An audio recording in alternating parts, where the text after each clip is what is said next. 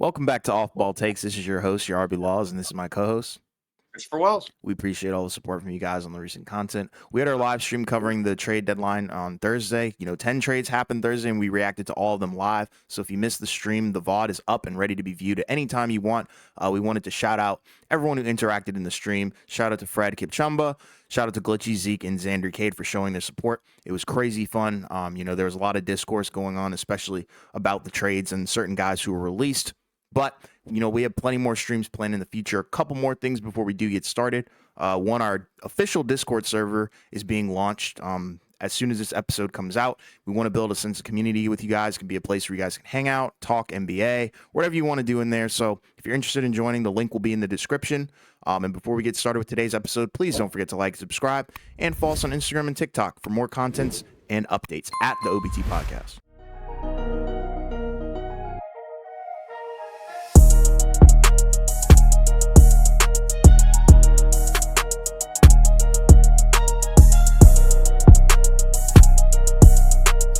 Yeah, so let's get right into it. So the trade Sir. deadline. So, we were kind of prepping everybody for a trade deadline that was going to be a little bit of a dud. I know the classic line from, No Way Home, if you expect disappointment, you won't be disappointed. Facts. So, we kind of expected it to be somewhat uneventful in the sense of no stars were going to get moved. And it was mainly just going to be role players. So that's pretty much what happened. So, we'll get into the moves. I guess we'll kind of look at them a little bit individually and kind of talk about what we like and what we don't like about them. Some of them are relatively small, so they don't really mean a whole lot, but then there are others that are kind of part of a larger deal, right? So obviously, you had the Sixers dealing for Buddy Hield, right? They got Buddy Hield from Indiana for Furkan, Korkmaz, Marcus Morris, and 3 future seconds, right? So that adds another shooter to the team, right? Which is something that you can never really have it too much of, especially when you have some of the size, that Embiid can bring. But obviously the issue is right now he's out, so we'll see if he comes back. I don't know if he's going to be back. Honestly, I know he's been. They said his reevaluation date is in 4 weeks. Sham said he's likely to be out 6 to 8. But I don't know. You just never know about these type of situations, and even when he comes back, probably not going to be 100%. He's going to have to ramp up. But we'll see. But either way, it's good that Philly didn't, just kind of use that as an excuse to just not do anything. So they did a couple of good things, right? Because they got healed. They moved Daniel House, to Detroit, who I believe Detroit waived him. So they got under the luxury tax and they got better. And then they also moved Patrick Beverley to Milwaukee. For Cameron Payne. So, that's kind of random. But either way, I think Philly had a good approach to the deadline, just because it didn't seem like any major players were being moved. But Right. Again, you can't complain about getting a guy like a Buddy Hield because you could always use more shooting. Yeah, I like it for both sides, but specifically for Philadelphia, he's a great scorer, great shooter, one of the best in the NBA. Just wasn't really being utilized in Indiana properly, I guess you could say. Probably fell out of favor, whatever the case may be. But, regardless, it's a great asset. It definitely helps them because, we know that Philly's like good, but they just needed something else. And like you said, we're pretty much glad that they weren't, just sitting there like a bump on a log and not doing anything like some other teams. But yeah, I think you have to feel good if you're Philly. And then obviously with Indiana, you're getting Korkmaz, I guess, and 3 second-round picks. So I guess you feel okay about that, but we'll see what happens with that. Yeah. And just briefly to touch a couple of the trades from the day before, right? There was Simone Fontecchio who went to Detroit, Yeah. From Utah, right? And I guess, trading Kevin Knox, to Utah. And then also you had Xavier Tillman from Memphis go to Boston, right? And then Monte Morris went from Detroit to Minnesota. So Yeah. Detroit had a pretty active deadline, as well, right? They moved a lot of guys, around to different spots, including another one, right, which ties into, right, the New York Knicks, Yeah. right? So the New York Knicks, they acquired Bojan Bogdanovic, so he finally got dealt, and Alec Burks, for Evan Fournier, Malachi Flynn, Quentin Grimes, Ryan Arcidiacono, as well as 2 future second-round picks. So essentially the Knicks, they got 2 pretty solid, players, right, for the price of one guy who wasn't playing, another guy who was only playing because guys were hurt, Yeah. Another guy who's just on the roster who's not playing at all, right? In Archie Diacono, and then Quentin Grimes, who it seemed like he fell out of the rotation until the Ananobi trade. So Hmm. for the Knicks, right? That's a pretty really good deal because again, you added extra guys, you added some 3-point shooting, so you're gonna help boost your offense. It's kind of rough, unfortunately, that we got word after the deadline that Ananobi's gonna be out for a few weeks because he had to, he was already out for a little bit because of an elbow injury, but apparently that needs surgery in order to be cleaned up. So he's gonna be out for a while, and you're already without Julius Randle, so that's pretty rough. But either way, the good news is they will have reinforcements, so that will help. Although Jalen Brunson is out tonight against the Yeah. Mavs, so hopefully he's not out for long term because that would be pretty rough to be without 3 starters. Absolutely. But either way, regardless of injuries, it's good that they did this deal. Yeah, and we were talking about this in the live stream. I think this probably got the most like airtime from us in terms of deals that happened, but we felt really, really good about it because you're getting Bogdanovich and Alec Burks, who are two 40% 3-point shooters.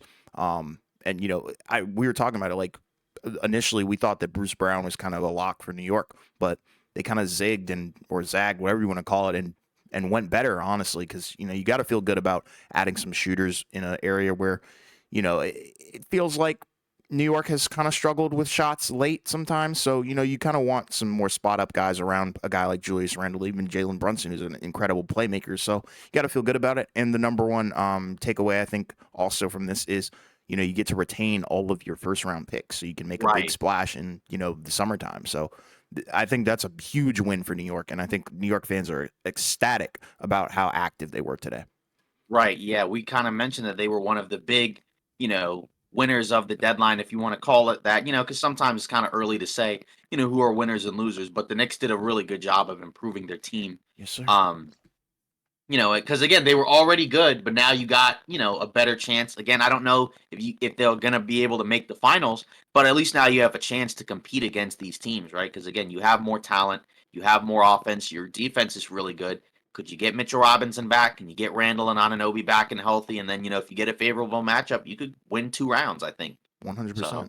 I agree. um yeah, and so then from the Thunder, right? They also made a deal, right, where they acquired Gordon Hayward, right, from Charlotte. This one was kind of one of the more surprising ones, I think, just given the fact that, a lot of people were talking about Hayward as a potential buyout candidate.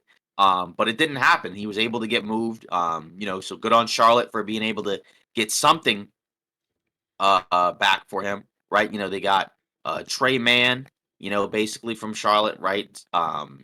Not really any draft compensation, which is fine. I mean, Hmm. you got the young players, so I think that's kind of more so what counts. Yeah. But either way, right? Like when you look at it from the OKC perspective, right? Obviously you're getting another veteran to add, to your group, right? When you look at the fact that he's a guy that has been in big playoff games. He's kind of a guy that can do a little bit of a lot of different things, right? He can kind of shoot, he can kind of handle the ball, he can kind of pass. The issue for him mainly has been he's been hurt so much. Yeah. If he can stay healthy, obviously, he can help make the Oklahoma City team better. They still didn't necessarily get a big man. But either way, right, you did get somebody, right? I mean, you gave up guys, and in addition to Trey Man, right, it was Vasilije Micic, right, who was like, a overseas guy that didn't really do a whole lot for them. Davis Bertans, who wasn't playing. And then I think like, a second or whatever it was. So I mean, you didn't really give up any real rotational guys, and you got back a guy that if he's healthy can play big minutes for you or potentially close, right? Because Yeah. there's a lot of games where like say a Josh Giddey, because we were kind of discussing in the live stream whether or not he would start. And my thought process is he would probably just be like a six man, but play a lot of minutes and potentially close. Because you got to factor in, like with Josh Giddey, right?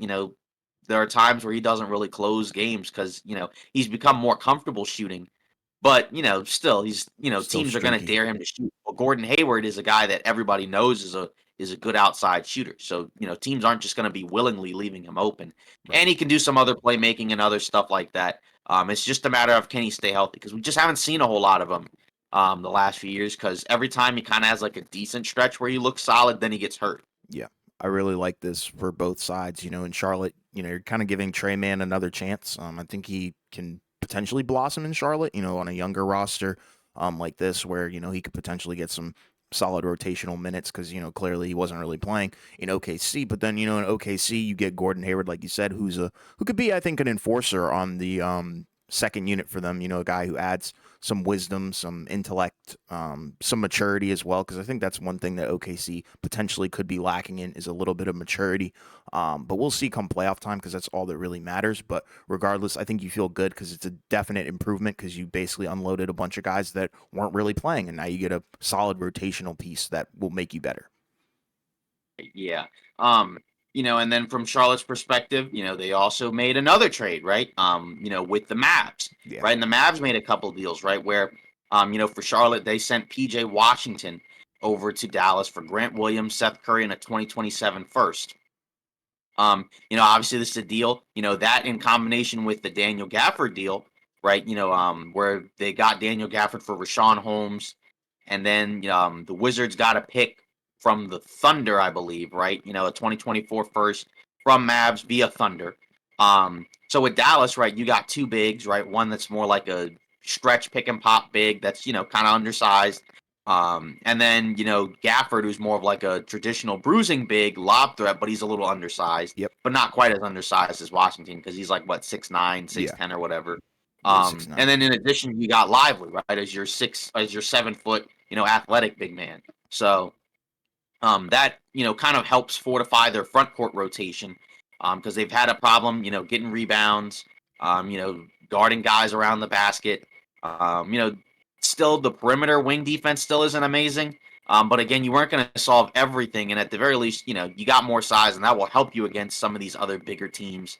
Somewhat we'll see because again, it's not like Washington's a big guy, but he is a guy that can rebound. He can kind of, I guess, do some of the stuff that Grant Williams can do.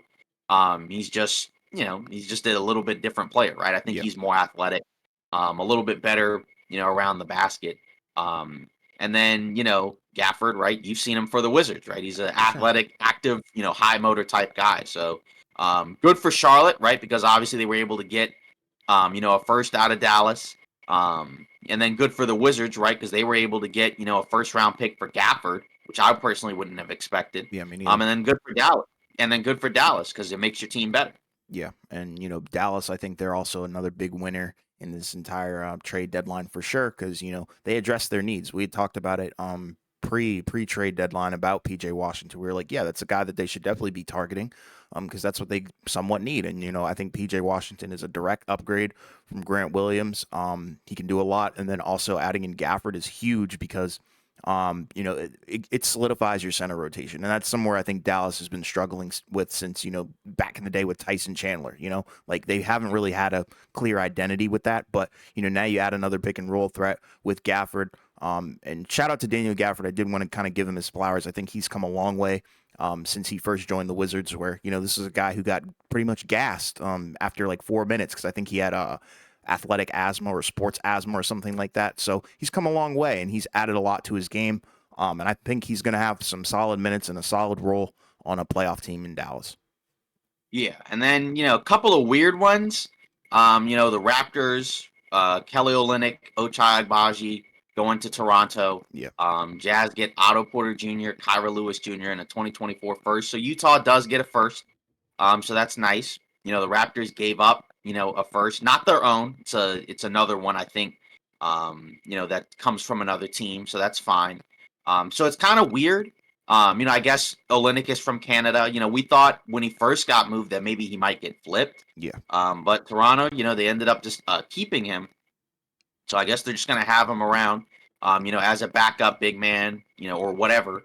And then Agbaji, right? He's a young prospect. He was playing for Utah earlier, and then he kind of got, moved out of the rotation once they started winning more. And then for Utah, I'm going to assume this is kind of like maybe semi-soft tank, because they didn't really get, any big time contributors back, because Otto Porter Jr. hasn't done a whole lot for Toronto. Kyra Lewis Jr. wasn't doing anything in New Orleans. But it also potentially opens the door for some of their other young guys to get some more minutes, like say Taylor Hendricks, who was their lottery pick, who hasn't played literally at all, Yeah. basically for the most part, because he's been playing, because there are other front court guys that he was playing behind, right? Like, Walker Kessler wasn't starting. He was coming off the bench, and John Collins was the starting center. But today it sounds like they're going to start Kessler and Collins both together, like they did early in the season. Hmm. And so I guess that means Hendricks will probably have a bigger role now, but still kind of a weird deal, but not really a bad one, I don't think. Just kind of strange. Yeah, it was definitely kind of like out of left field, like you were saying. Definitely a head scratcher in terms of the whole Kelly Olynyk thing. I didn't know Toronto was really in the market for him, and then also them giving up the first round pick is somewhat of a head scratcher because I don't really think either of those guys or both of those guys combined are worth a first round pick. But hey, that's just me. Yeah, but Right. overall, I don't really understand this move, but it's a move and it's Yeah, I done. think it So makes sense. I think Utah, it's fine, yeah, just because from the perspective of you got a first round pick for Olynyk, and that was their goal, so they got what they wanted. right. But for Toronto, Toronto, it's it's a like, little bit weird. yeah, Toronto, it's like, I don't know. That felt like more of like a giveaway kind of thing. I don't know. It was weird, but it is what it is. Right. But then we got a stranger one, and that was the Nets and the Raptors, right? So the Raptors made another trade, and this was um, Spencer Dinwiddie going to Toronto for Hmm. Dennis Schroeder and Thaddeus Young. Yep. But not long after the deal happened, right? Obviously there's reports that Thaddeus Young and Spencer Dinwiddie are both going to be waived, right? So that basically means that those two guys are going to be buyout candidates. Young's case is different because he's a much older player, right? He's 35. He was in the 2007 draft, which we were talking about on the live stream, which we just Yeah. couldn't believe. That was Yeah. wild. That was baffling. Um, yeah, but Dinwiddie, right, obviously hasn't had a great season for Brooklyn. I know, they were kind of putting it out there that like, he didn't ask to be traded, but both sides kind of welcomed, him going away, which kind of I would think suggests that like, the vibes weren't necessarily great Right. there from both sides. But for the Nets, I guess you get a backup point guard. I think they also Toronto got Dennis Schroeder, or not Dennis Schroeder, Dennis Smith Jr. In the deal, so that's fine. Um, but either way, um, kind of weird. I guess we'll see. Where Dinwiddie goes. Right, he's been bought out. I believe the teams that have been mentioned. I think it was the Lakers, the Mavs. I think the Sixers and the Pelicans, maybe. If I'm not mistaken. So kind of weird, Very. but again, I guess from Brooklyn's perspective, you got a different point guard in Dennis Schroeder. For Toronto, you got a young point guard you can kind of play around with in Dennis Smith Jr. And then for Dinwiddie, right, you're gone from a team you don't want to play for, and you'll have the opportunity to play for, some other team. Yeah, I mean, like you said, it was probably the strangest trade I think of the entire deadline and the entire day. We were like, I mean, we were kind of baffled by this move. And initially we were like, okay, yeah, we don't really know how to feel about it. Then the other stuff came out about Dennis Smith Jr. and it's like, okay, you feel somewhat better about it, but at the same time, still, it's like a kind of WTF moment. And I guess I understand it probably more so from Brooklyn's perspective in trying to get a guy like Schroeder because I feel like Schroeder has some, value and has something to offer. But, and if it was more of a mutual parting of ways with Dinwiddie, then it kind of makes sense. But he got waived anyways, so it is what it is. And I guess it's more of like a philosophy or ideology switch where, Dennis Schroeder and Dennis Smith Jr. are very different in terms of how they play. So kind of swapping those guys should be intriguing. Yeah, and then I guess in terms of well, I guess we'll get to the buyout stuff a little bit later, but yeah, Sure. the main thing is more so, that it looks like the Nets are going to get a different look at point guard. Yeah, So exactly. then the Suns also made a move. They traded for Royce O'Neal and David Roddy. Yuta Watanabe went to Memphis, and then Brooklyn got basically the other Brooklyn minimum contracts. Right, it was like Kata Bates Jock, Jordan Goodwin. And then I think Chemezi Metu also went to Memphis, if I'm not Yes. mistaken. Yeah. And then I think there were also some seconds that went around, to the two teams. I think the Nets got 3 future seconds. So obviously, the main part that really matters is that for Phoenix, you got Royce O'Neal, so you did get an upgrade Yeah. at the wing. He is a lot more undersized than I think both you and I thought. I Yeah. don't know why. I thought he was like 6'6", So did because I I. knew he was undersized, but I thought he was like 6'6", but he is listed as 6'4", Yeah, which is which crazy. is pretty small for a wing. But either way, it's still an upgrade over all those other guys because those guys weren't really playing, and to be Right. honest, they weren't really that great. So Right. you got a guy who's better than a minimum contract player. You retain his bird right, so that means you'll be able to re-sign him and bring him back. In the offseason, assuming he still plays well. So I think it makes sense for Phoenix, right? Obviously, because again, we knew they weren't going to be able to do but so much. So it was either backup point guard or 3-and-D wing, and they went for the 3-and-D wing. And Yeah. I think that's what I kind of thought that they were probably going to go for. And that's what it seems like they're doing. Yeah, and it's like, you get Royce O'Neal, David Roddy, and I think we can both agree that both those guys are probably better than the ones that they currently had on the roster or Yeah. had on the roster at the time, in Yuta Watanabe, Diop, Jordan Goodwin. Like, those guys are, they make millions, but it's probably a couple million. So, you do feel good about this, and it's a direct upgrade, similar to the Dallas and Charlotte move, but obviously in lesser quality of players. Right. Exactly. But either way, again, I like it for Phoenix because For again, sure. like we said, it's better than what you had, and it's a guy that Absolutely. you'll be able to keep. Yeah. Um, and then we had a couple other smaller trades, right? Say like the Bucks, right? They traded Robin Lopez to the Kings. Kings are going to waive him, so he's not going to play for them. The Celtics, right? They got Jaden Springer from Philly for a second round pick. The Warriors traded Corey Joseph to the Pacers, right? The Pacers waived him, right? So, obviously, they get to save money and, they got rid of a guy that they weren't going to play. Um, so that pretty much does it, for, the trades, There was in one terms of, more. I think there was oh, Pat Bev and oh, yeah, that was one that I mentioned a okay. little bit, like, I mentioned it briefly. Okay. But yeah, Pat Bev going to Milwaukee, right, for Cameron Payne in a second.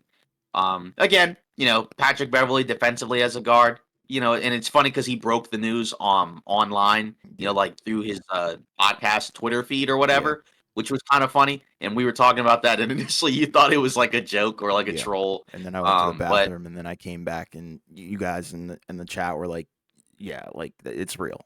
And I was like, yeah, great. but either way for Milwaukee, right, you get an upgrade defensively, right? I think he's probably, a better playoff player, I guess, than Cameron Payne. He had that really strong playoff run during the Suns finals run, right? But hadn't really done much since then. Yeah. And defensively, right? Like you didn't need more perimeter scoring, right? You needed more defense from your guard spot. It's still Hmm. not perfect because he's an older guy. He's undersized, even though he does play hard and compete. But again, we didn't expect the Bucks to do a whole lot anyways. I know they had been kind of like in talks for other guys, like what was it, like Grant Williams, Yeah. Andrew Wiggins, DeJounte Murray, I think at one point, Yeah. but I don't think we thought, any of that was happening. So yeah, I mean, it's fine. Just kind of bizarre from Philly. I'm just kind of surprised that they would like trade a guy who was part of the rotation, for a guy that I mean, I don't think is an upgrade over Patrick Beverley. So Right. that kind of is weird and confusing, which again kind of makes me wonder about the Embiid situation. But either way, regardless, it could also just be nothing. Just kind of Sure. a weird thing. Yeah. And I think I heard that like Daryl Morey told Pat Bev that he wasn't being traded, and then lo and behold, he was traded. So Yeah, that W happens all the W time. Morey tactics, man. But Yeah, and that regardless, yeah, it does happen. It's just funny to yeah, hear. but Yeah.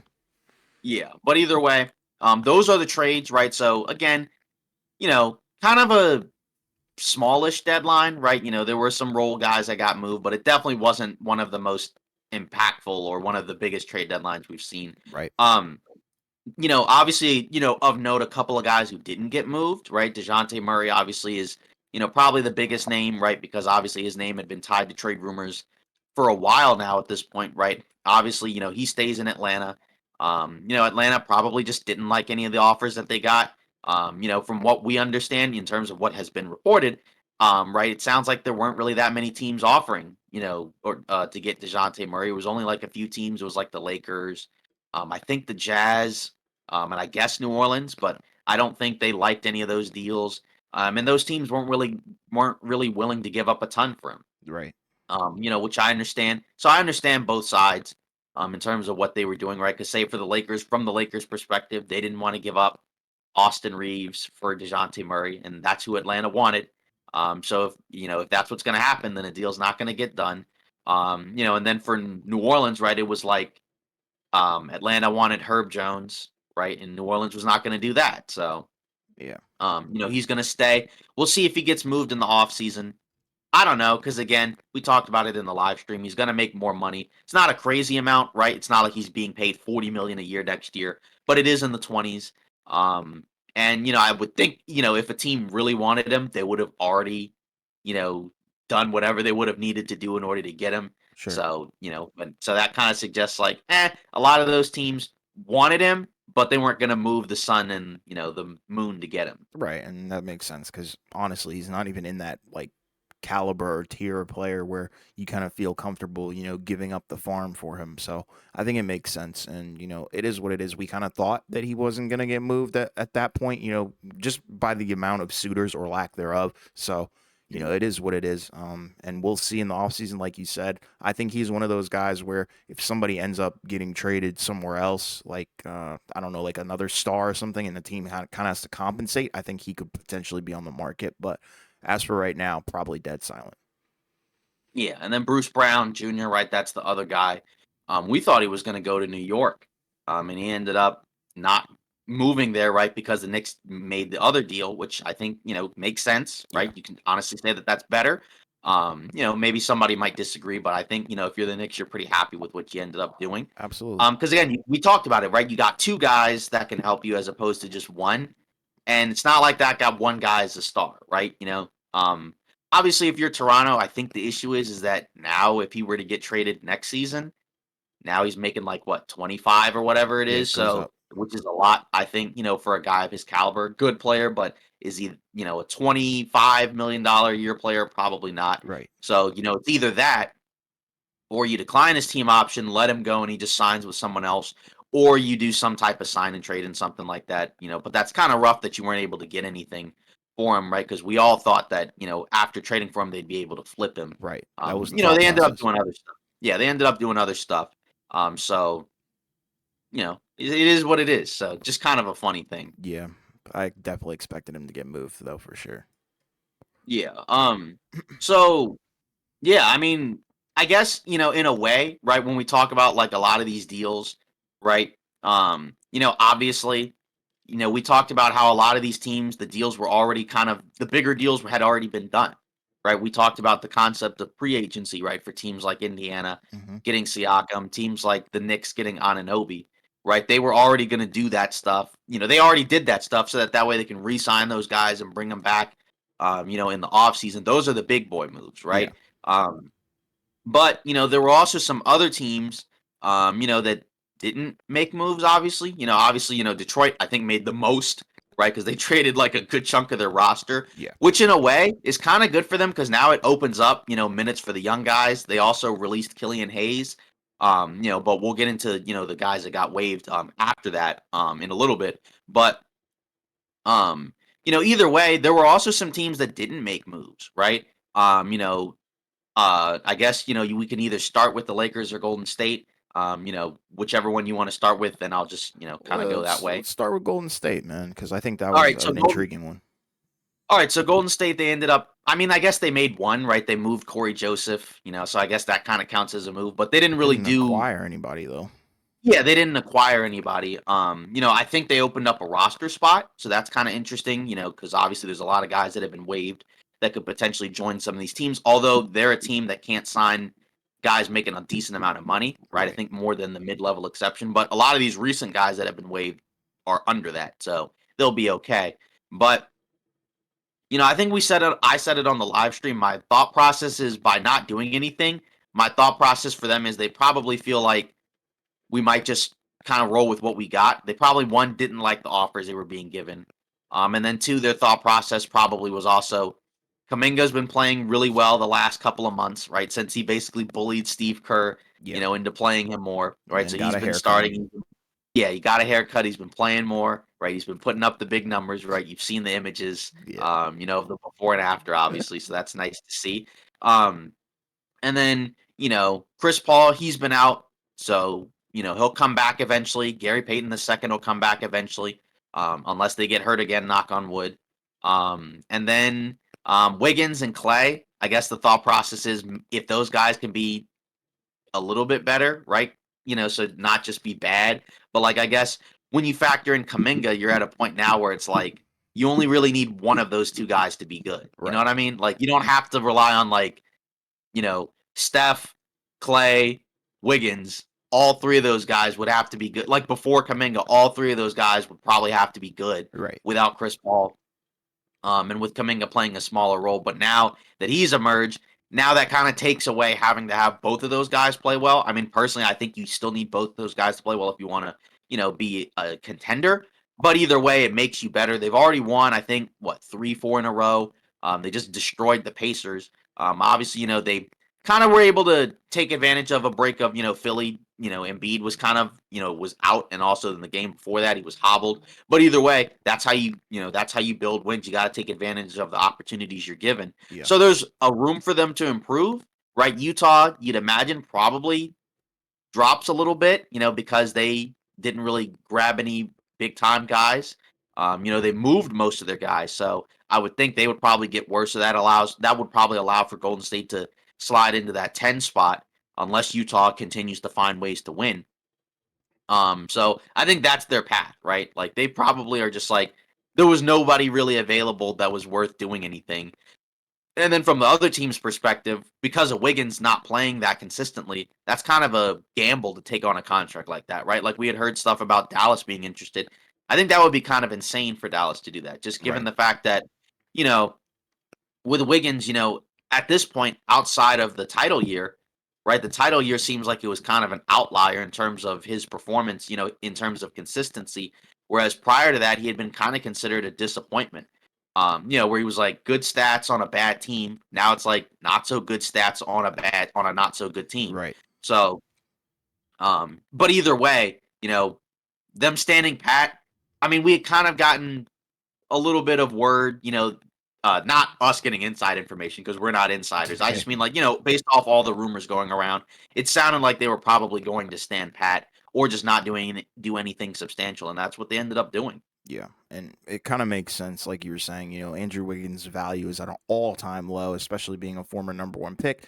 He hadn't really done much this season, and the fall off needs to be really studied. But regardless, other guys, including like guys like Chris Paul, there was no real motion or talking about him being moved at all because probably his value is a little low due to the contract. So they kind of had their hands tied, and I'm glad they didn't get their hand forced, or they didn't try and Right. bull rush or make a stupid move just because of pressure and outside noise. So, but I feel like, even if you do stick with this roster, I still don't feel good or comfortable about it because, at this point we can all agree that this team is just not it right now.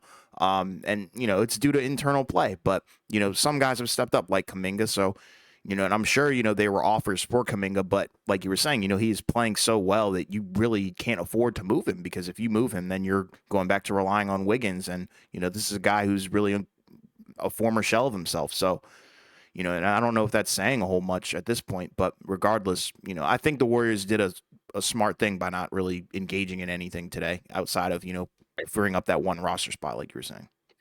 Right. Because again, like, because of how Kaminga's played, there's no point in trading him. Right. Because at the time when Siakam was available, there was a thought, okay, maybe we do that. But once he got moved, there was no point, Right. because he was playing at a level where it's like he's playing really good for them. So, and I think your best hope if you're the Warriors is hope you get healthy, and then maybe you can kind of make a run, in the play-in, and then who knows. So I Yeah. think that's probably your best bet. Um, then the Lakers, right? There was also another team that didn't make moves that we'll get into it momentarily, but also the Lakers, they did actually less than Golden State because they did absolutely nothing, Yeah. right? We kind of thought at the very least maybe they might try to duck the luxury tax a little bit or get further away from it by moving one of their like minimum contract guys like a Jackson Hayes or a Christian Wood or even like Jalen Hood Shafino or something like that. But they didn't do anything, which was kind of I think the most surprising outcome, right? I think we had kind of gotten information from a lot of sources, right, that was kind of suggesting like that they were probably leaning towards not really doing much of anything, right? But doing nothing was kind of what I didn't really expect. Um, and it's kind of tough because it's like I think a lot of people are kind of divided on this one because on the one hand, I think you feel like there probably could have been something you could have done where like maybe you don't feel great about moving a 2029 first for a guy like a Dorian Finney-Smith, Um, but on the other hand, right, standing pat probably isn't also the most ideal scenario either, right? It sounds like they're kind of banking on the buyout market. We'll see how that goes because I've heard that before and it usually hasn't panned out well. Right. But regardless, um, that one kind of surprised me, right? So it seems like they're going to roll with the roster they have. Um, Kind of weird, right? How you had the weirdo situation the other day, right, with D'Angelo Russell, where like they said like that he had what like a tune-up procedure, and then it had to be reworded to a treatment. And then today he was listed as available, and now he's been downgraded to out, which Yeah. is just random. Par for the course, I guess. There had been reports that his level of play as of late, had made them less hesitant to trade him, which I don't really believe. But at the same time, if there wasn't really like a great deal out there, I don't necessarily know like what the right answer is because again, it's like no trade is better than a bad trade. But at the same time, you feel like you could have done something.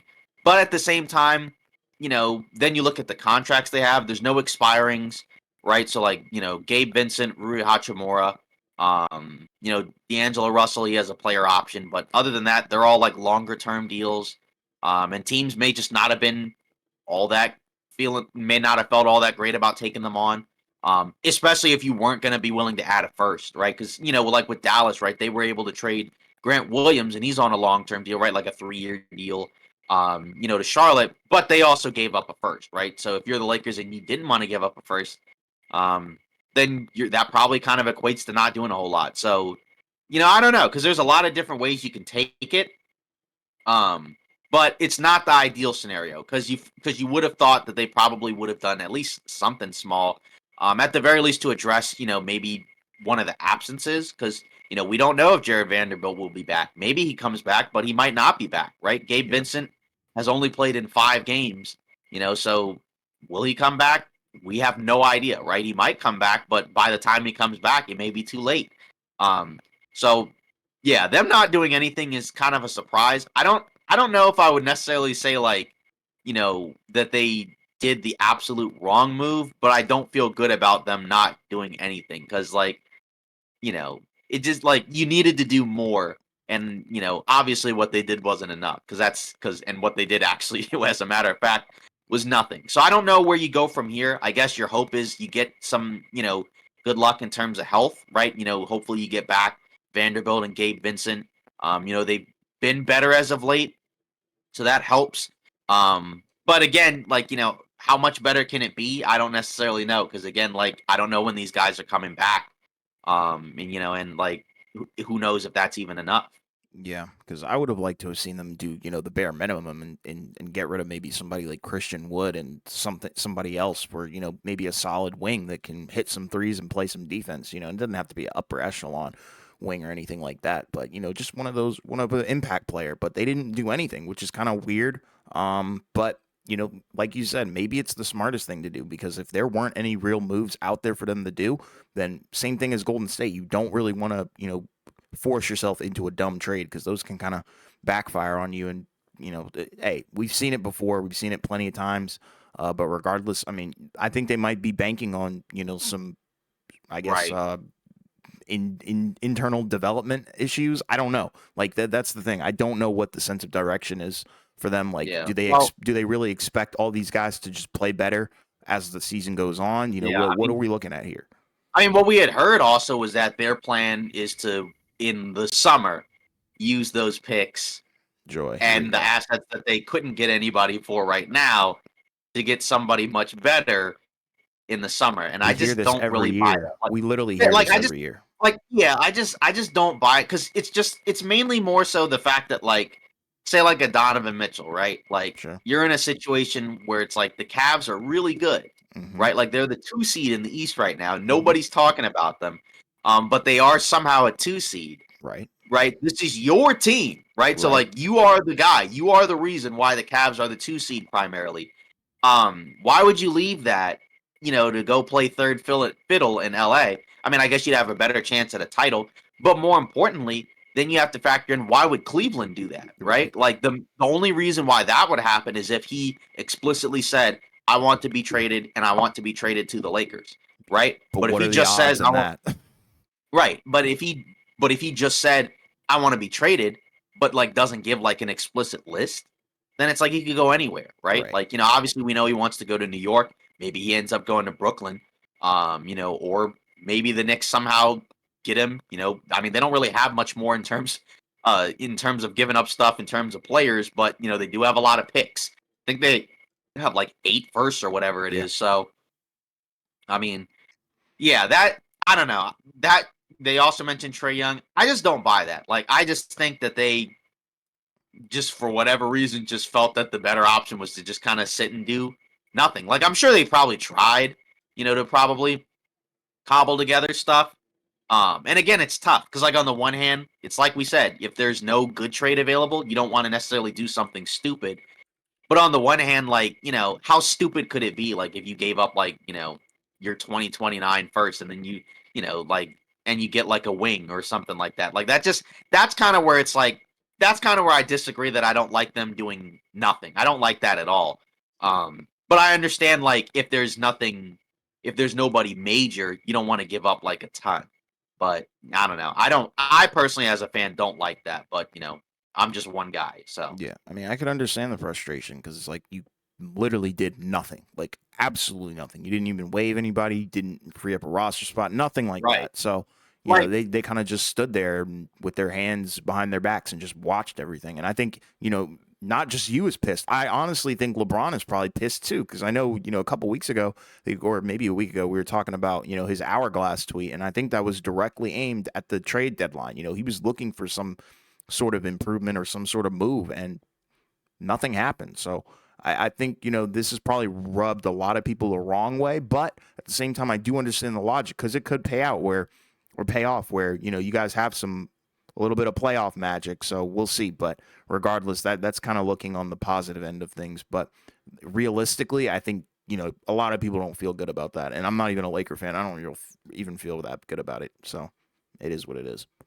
right, exactly. And then the next team that also did nothing, the Chicago Bulls.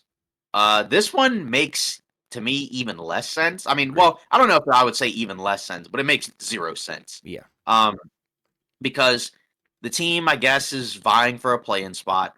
Whoop-de-doo. I mean, you may not even make the 8th seed. I guess you'll get the extra revenue from the one play-in game, so that's nice.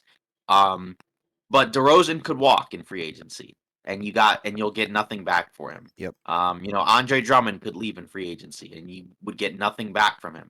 Caruso still has, I think, another year or so left, so he's not going to leave. But I am sure that like they could have, that somebody would have been interested in giving up something. It sounds like the Bulls were kind of asking a ridiculous amount because it sounds like that because Shams was saying that the Warriors checked in and people had mentioned that they had asked about Kaminga. Like, no. If Right. I'm Golden State, I wouldn't do that at all. Like, that's the No. kind of stuff where I'm like, that's where you don't do anything. Like, if Right. that's the kind of offers that you're being asked to do, like to perform, like you just say no. Right. Like you just say no to that. Exactly. Um, but either way, so they have a lot of guys that they should have traded. Obviously, with Levine, that's difficult because he's hurt. You can revisit that in the offseason, but he wasn't going to go anywhere. So, and they haven't made any trades for a couple of years. And it doesn't make a whole lot of sense because again, like, what is the ceiling of this team? Even if like Lonzo and Levine were healthy, like, yeah, a few seasons ago they were the 1 seed, but that was a few seasons ago, right? Right. Like, this is a different Eastern Conference now where, I'm not saying it's as loaded as the Western Conference, but it's better than it was at that point. Agreed. Um, and like again, like these guys are in a different spot. Like DeRozan is older, right? Levine now has had more injuries, right? Because he had a foot injury. Lonzo's now more injured, right? Vucevic is older. So like the core isn't probably gonna be as good anyways. So I don't understand what the point of any of this is. Yeah. And I think a lot of teams kind of like, even like Atlanta, like just some of the stuff and the decision making from them, and I already mentioned Chicago and others, just doesn't really make a whole lot of sense to me. Yeah, I agree wholeheartedly. Looking at Chicago, I think, they had plenty of pieces that they should have moved. Like you said, they're probably, overestimating the value on some of these guys and, just asking for too much in return. But like even a guy like Vucevic, where it's like, is he a long-term piece at this point? Probably not. And like you said, Zach LaVine is kind of hard to dish out considering, his status and whatnot. But But with a guy like DeMar DeRozan, you're gonna lose him probably, and then Caruso, like you're kind of just holding on to him for absolutely no reason because you're not gonna be good, in the next year. I don't think so. I mean, it's tough. And I don't understand it. I think they should have been, dealing people out kind of like what Charlotte was doing, So, but regardless, right, they didn't do that, and we kind of just have to live with it and sit with it and kind of just scratch our heads and be like, I mean, WTF? right, yeah, exactly. And that's where you applaud Charlotte for doing the stuff that they did, where they actually moved on from some of these Yeah, guys. Couldn't move on from everybody, right? Like they weren't able to trade Miles Bridges, but maybe you just re-sign him and keep him around. And you just build around Lamelo and Brandon Miller and yeah. Mark Williams and these other guys. But still, again, like it's just some of it doesn't make a whole lot of sense. Yeah, great. Because like Charlotte Um, even got rid of like some loaded contracts, like Gordon yeah, Hayward, Gordon Terry Hayward, Terry Rozier. Like they got Terry rid of Rozier. like some guys who were making a decent chunk of money, and it's like look at the Bulls, and it's like, I mean, come on. If Hayward was able to be moved, I think DeRozan would be able to be moved. But hey, that's just me. Right, yeah, that's kind of the wild part. So, it just doesn't make a whole lot of sense to me, Yeah. honestly. But now I guess, you can kind of, pay attention to, I guess, the buyout market where, there are a number of guys, that were in these deals that are, that have either been waived or are going to get waived. And again, there's a decent amount of them, right? I mean, obviously, there were guys like Thaddeus Young, Spencer Dinwiddie, who we've already mentioned. Oladipo, I think, was waived. Killian Hayes, obviously. Joe Harris, Daniel House Jr., Corey Joseph. Gallinari, I think, also was waived by Detroit, right? Because Detroit waived a lot of guys. So Kyle Lowry, he hasn't been bought out yet, but a lot of people think he will be bought out. Because obviously now it's past the trade deadline and you weren't able to trade him, so he's probably going to get bought out. So in regards to you know a lot of these guys, like I mean, because generally historically buyout guys don't really hold a lot of weight or really, affect you a whole lot. Hmm. But for some of these teams, you do get to add, another player to your roster. And it's better than just having an open roster spot where nobody's occupying it, unless you sign a two-way guy to a regular deal. So obviously Spencer Dinwiddie's, I guess, at the top of the list. I don't know where he goes. Again, I mentioned, the teams, that are interested. He could go to any of those teams.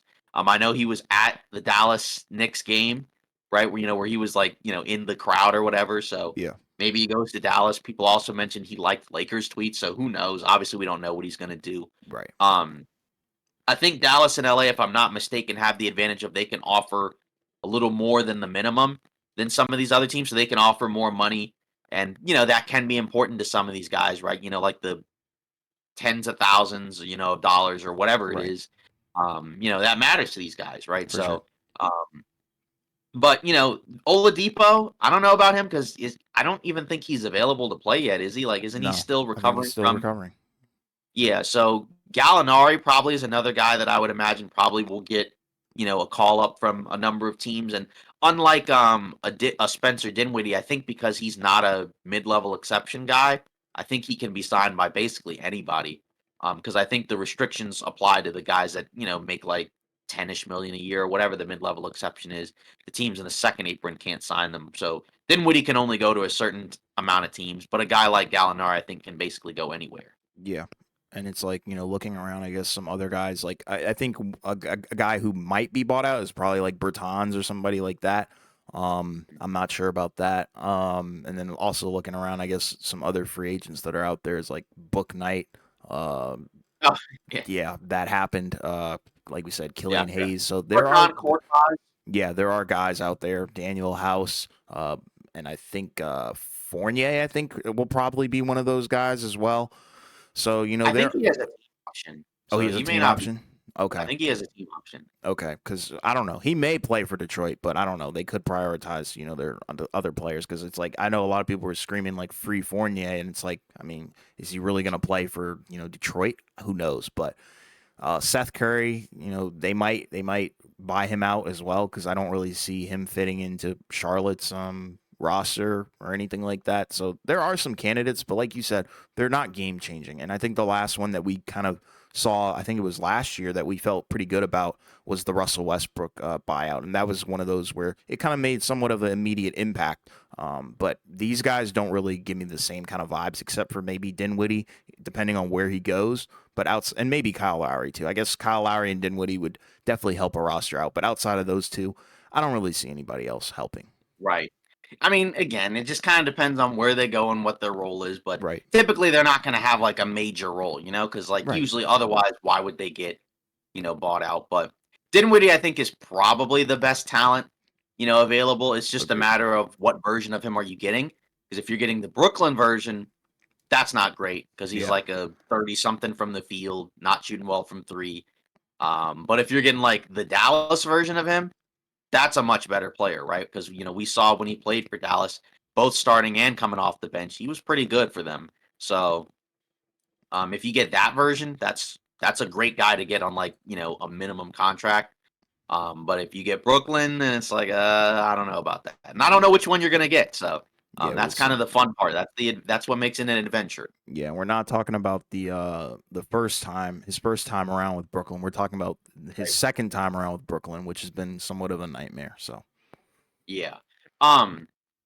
So then, yeah. So that, I mean, that pretty much wraps up, the trade deadline, in terms of the buyouts and the trades and all that. So kind of a weakish trade deadline, I think, honestly. yeah, But still trades happen. Obviously, and then I guess kind of one last thing to touch on, right? They did the statue unveiling, or we got to see one of them. We actually surprise, we got three Kobe statues. yeah, We saw the first one, right? Of him, doing the 81 points pose, right, where he was pointing to the crowd. yeah, And iconic. then we'll have two more. Yeah, we'll have two, and it's also in color, which I was very shocked by Yeah, because usually the statues, because I've been to the crypto.com arena and all the other statues are bronze, but right. that one is in color, which is wild. And then we're gonna have two more, right? One where he's wearing number 24. They didn't show them yet, and then another one where I think it's his daughter, Okay. Gigi, right? So obviously that's pretty nice. Yeah, I like that a lot. I saw a lot of people hating on it, but I was like, I feel the complete Really? opposite. I saw I did not on know that. Bleacher Report, it's bad. Like if you go to their Instagram, everybody out there, even you can too. But like if you go to their Bleacher Report, like people are mad about it. They're like, this is disgusting, all this Wow, stuff. But then like it was also interesting that I think Vanessa Bryant said, you know, if you don't like that's what he this, wants. yeah, if you Yeah, don't tough, like that, yeah, it was him. tough. Like You he know what? decided to do this. So Yeah, that is intriguing, and a lot of people kind of flip flopped after hearing that. But I was right. on board from it from the jump because that pose is Yeah, very iconic for a lot of I people.